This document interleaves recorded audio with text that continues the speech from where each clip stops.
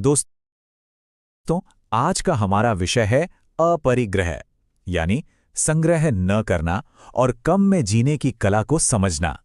चलिए इसी एक वाक्य से शुरू करते हैं।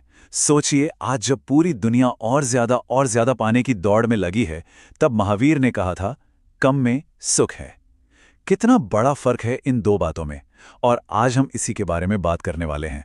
तो चलिए समझते हैं इस प्राचीन सूत्र को। आखिर ये अपरिग्रह है क्या चीज और कैसे ये सुख का एक रास्ता बन सकता है? देखिए, सीधा साधा सा मतलब है संग्रह ना करना, जमाखोरी से बचना और लालच से मुक्ति। पर बात सिर्फ चीजें इकट्ठा ना करने की नहीं है। असल बात है उस लगाव से, उस अटैचमेंट से आजाद होना जो हम उन चीजों के साथ बना लेते हैं। और इस सिद्धांत को एक सिस्टमैटिक तरीके से हमारे सामने रखने का श्रेय जाता है भगवान महावीर को। तो देखते हैं उनका मूल संदेश था क्या। अब ये जानना ना बड़ा दिलचस्प है कि अपरिग्रह कोई अलग थलग आइसोलेटेड आइडिया नहीं है। नहीं, ये तो उन 5 महाव्रतों में से एक है जिन्हें महावीर ने स्थापित किया था, जो जैन धर्म की नींव है। ये अहिंसा और सत्य जितना ही जरूरी है। और उनका जो संदेश था वो एकदम क्रिस्टल क्लियर था, कोई कंफ्यूजन की गुंजाइश ही नहीं। सीधा कहा, जितनी जरूरत है बस उतना ही लो, जरूरत से ज्यादा जमा करना एक पाप है। संदेश बिल्कुल साफ है। ठीक है, तो ये तो हो गई सदियों पुरानी बात, लेकिन सबसे बड़ा सवाल तो ये है कि क्या ये 2600 साल पुराना आइडिया आज की हमारी फास्ट पेस्ड दुनिया में रेलेवेंट भी है? चलिए इसी पर गौर करते हैं। और यहां पे ना एक बहुत ही कमाल की बात सामने आती है। आज जिसे हम मिनिमलिज्म कहते हैं, एक मॉडर्न ट्रेंड मानते हैं, यानी कम चीजों के साथ एक सिंपल लाइफ जीना। असल में वो है क्या? वो भगवान महावीर का वही 2600 साल पुराना संदेश ही तो है। बस नाम बदल गया है, पर सोच वही है। अच्छा, एक मिनट रुककर जरा सोचते हैं।